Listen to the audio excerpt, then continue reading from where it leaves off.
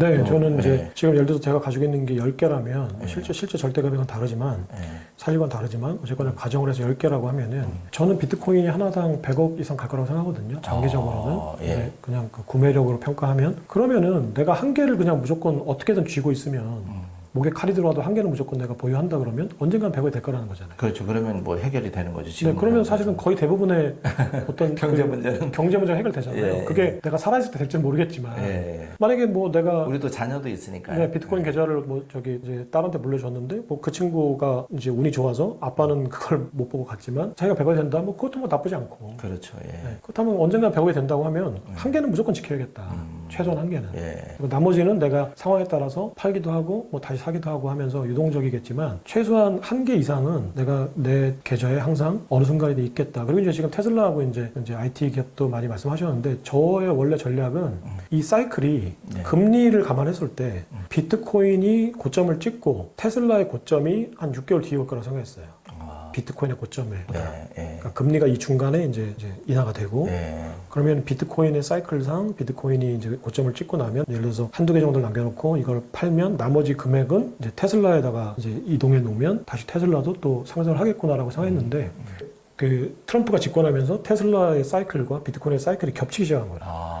그래서 이게 그런 시차를 어떤 활용한 투자 전략은 이제 유효하지 않다. 그러면 비트코인이 계속 지속적으로 상승할 거냐 아니면은 비트코인이 지속적으로 상승하는 거에 비해서 테슬라가 더 큰 폭으로 상승할 거냐 판단의 문제인데 테슬라도 이제 급격한 상승이 있을 거라고 생각하지만 그만큼 비트코인도 상승할 거라고 생각하거든요. 그래서 이동 전략은 이제 그냥 폐기했어요. 저는 이런 거 테슬라나 비트코인을 선택해서 하나를 그냥 계속 묻어두고 가자. 다른 게 더 막 두 개 다 비교가 가능하니까 어느 날 보면은 테슬라는 막 14%막 올라요. 비트코인 떨어지는데 속이 아프잖아요.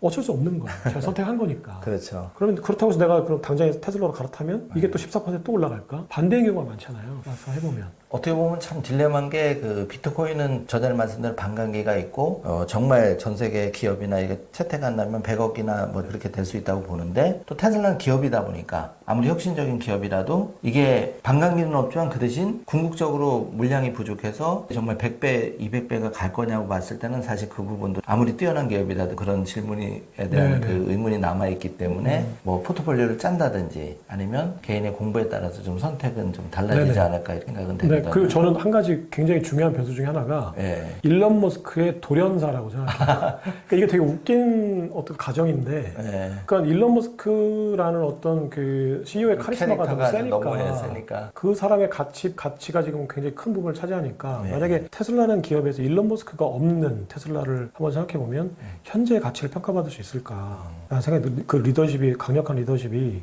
없어졌을 때 예를 들어서 애플의 스티브 잡스를 팀 쿡이 대체했는데 이런 어떤 이양이 가능할까? 그럼 테슬라의 넥스트 CEO가 지금 일론 머스크 역할을 할 수 있을까? 그렇죠. 라는 생각을 해보면 부정적이거든요, 저는. 그러면 테슬라의 기업 가치는 일론 머스크의 생존과 이제 연결돼 있다. 그래서 XAI가 최소한 한 20살 정도 될 때까지는 버텨야 되는데 약간 그러면 후계구들을 물려주더라도 애가 뭐 똑똑하고 영재라니까. 어쨌든 뭐 스페이스X의 뭐 그런 여자 CEO가 잘 꾸려나가고 또 뭐 그 X의 그 뭐 야카리노 CEO가 잘하는 걸 보면은 나름대로 이제 권한 주면 어느 정도는 할 것 같은데 막상은 일이 닥쳐야 되는 거고 이번에도 뭐 트럼프하고 대판 싸우면서 전 세계 테슬라 투자자들이 큰일 났다 했는데 그러니까 그동안의 패턴을 보면 사실은 이번에 트럼프하고 이제 일론 머스크하고 갈등이 생겼을 때 테슬라 가격이 폭락하면 절호의 찬스였던 거예요. 그러니까 돌아보면은 그렇다고 테슬라 가치가 그러면은 이제 폭락할 거냐? 그건 아니거든요. 왜냐면 지금 테슬라를 능가할 만한 전기차 기업은 없어요. 그렇죠. 혁신적인 기술이라든지 자율주행 기술이라든지 격차를 벌려가고 있으니까.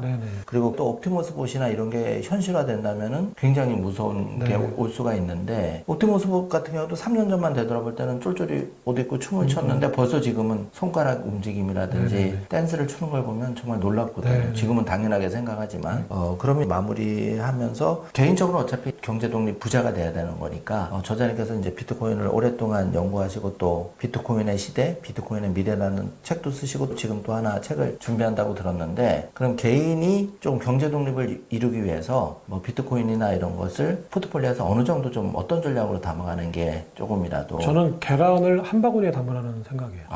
네, 계란을 여러 바구니에 담으면 크게 손해보지 않지만 이익도 없어요.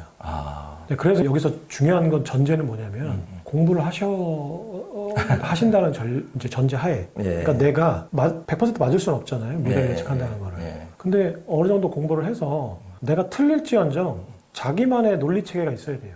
내가 테슬라에 투자하면 내가 왜 테슬라에 투자하는지에 대한 자기만의 그 체계가 있어야 돼요. 그게 틀릴지라도. 물론 이제 검증을 통해서 그게 맞다는 확신을 가질 때 투자를 하는 거지만 객관적으로는 그게 틀릴 수 있잖아요. 이제 그렇죠. 결과적으로는. 그럴지라도 자기가 명확한 논리를 만들어서 내가 투자하는 이유는 이렇다라고 PT를 할 수 있을 때 그럼 몰빵을 해라. 내가 이거를 뭐 분산 투자해가지고 이거 여기서 좀 손해본 대신에 여기서 좀 이득 봤다? 안도 하잖아요. 저는 그게 바보짓이라고 생각해요. 여기서 이득 보는 거에서 더 이득 봤을 수 있는데 왜 내가 손해를 덜 봤다고 안도하지?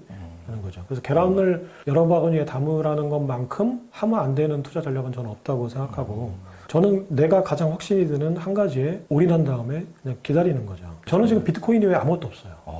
그렇구나. 모든 현금 자산이 다 비트코인에 투자해놓고 아무것도 없어요. 집 한 채하고 비트코인. 심지어는 만약에 와이프 반대만 안 했으면 집도 팔았을 거예요. 전세나 월세를 살더라도 그 정도 값으로. 가장 좋은 건 월세를 살더라도 전세도 목돈이니까. 그러면 그 이제 월세 내는 돈보다 이제 비트코인 상승 속도가 더 빠를 거라고 생각하니까. 그럼 내가 예를 들어서 100만 원, 200만 원짜리 월세 살면서 그 전세 자금 예를 들어서 2, 3억 원을 비트코인에 넣어놓으면 비트코인 투자 수익으로 100만 원, 200만 원은 그냥 커버할 수 있다. 그렇죠. 충분히 커버되니까. 저자님께서 오랫동안 비트코인 연구해 오셨는데 그럼 개인 투자자들 입장에서는 우리가 비트코인을 좀 공부하거나 어떤 방법이 가장 효과적인지 지금 하고 계신 방법 잠깐 소개해 주실 수 있어요? 비트코인을 공부하는 방법이요? 그러니까 제가 비트코인을 이해하는데 90% 정도의 시간을 비트코인 공부를 한 게 아니고 경제 공부를 했어요. 경제 공부? 네네. 제 비트코인의 미래란 책도 그렇고 비트코인의 시대란 책도 그렇고 이제 비트코인의 시대는 비교적 비트코인에 관련된 얘기들이 많이 있지만 비트코인의 미래란 책을 보면 거의 90%가 달러 얘기거든요. 그러니까 그 비트코인이라는 영웅서사를 이해하려면 그 현재 시민들을 달러라는 화폐 시스템이 얼마나 괴롭히고 있는가. 그러니까는 비트코인이라는 새로운 어떤 영웅을 사람들이 얼마나 기다리고 있었던가를 이해하려면 이제 이 영웅서사를 이해하려면 기존의 기득권의 어떤 폭정, 고통, 악 여기에 대해서 이해를 해야 되거든요. 그러니까 어떤 사람을 이해할 때 그 부모님을 보는 거하고 비슷해요. 그러니까 저 아이가 지금 자라고 있는 환경을 보는 게 그 사람을 이해하는데 굉장히 큰 이제 단서가 되잖아요. 그러니까 결혼할 때 옛날 어른들도 그 사람만 보는 게 아니라 그 집안도 보고 집안을 본다는 게 뭐 재산이나 어떤 배경을 본다기보다는 그 이제 환경이나 어떤 교육 어떤 분위기 이런 걸 보는 거죠. 저 녀석이 똑바른 생각을 하고 있는가.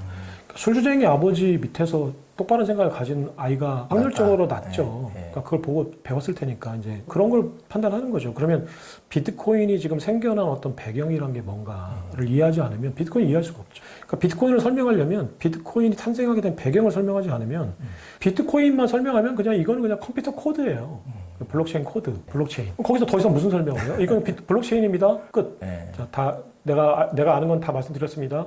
이제 끝난 거예요라고 하겠죠. 근데 블록체인이라는 게 왜 생겼나? 달러라는 게 왜 지금 이제 이런 타락한 모습을 보이고 있는가? 그럼 이건 어떤 배경인가라는 지난 한 100년 정도의 경제를 공부하면 지난 15년의 비트코인 역사가 자동적으로 이해가 되는데 지난 15년의 비트코인 역사만 계속 들여다보고 있으면 15년이 흘러도 이해 못하는 거죠. 그렇죠. 네, 그래서 비트코인을 가장 빨리 이해하는 방법은 일단 기본적으로 가장 기본적인 화폐 시스템 지난 50년 뭐 짧게 보면 닉슨 초크 이후에 이제 제2 브레튼 우즈 체제 하에서의 어떤 법정화폐로서의 달러 시스템을 이해하고 비트코인을 보자. 그리고 더 멀리 보면 브레튼 우즈 체제 근본이자 하에서의 달러도 보자. 더 멀리 가면 300년 전에 이제 스털링 그 파운드의 어떤 기축통화 시스템이 뭐였나를 보자. 그러면 내가 계속 뒤로 갈수록 지금 현재 비트코인에 대해서 더 깊이 알 수 있는 거죠. 네, 그렇게 공부하는 방법이 저는 가장 맞다고 보고 이제 이게 다 된 상태에서 어떤 기술적 분석, 그다음에 단기 분석, 그다음에 원체인 데이터 이런 것들이 유용한 거지. 이런 공부가 안 돼 있는데 내가 그냥 바로 그냥 어떤 뭐 원체인 데이터, 뭐 기술적 분석, 뭐 차트 분석 이런 걸 하면 그거는 무슨 얘기냐면 그냥 내가 내일 수학 시험이 있는데 수학 공식 100개를 외우는 거예요. 근데 그거 외워서 당장 내일 시험 볼 수 있겠지만 좋은 성적을 얻을 수도 없고 또 그 다음 시험에서 이걸 써먹을 수도 없겠죠. 그러니까 내가 뭔가 투자를 장기적으로 하고 기본적으로 투자하겠다면 일단 지난 100년간의 경제 정도는 내가 화폐 시스템 정도는 알아야겠다.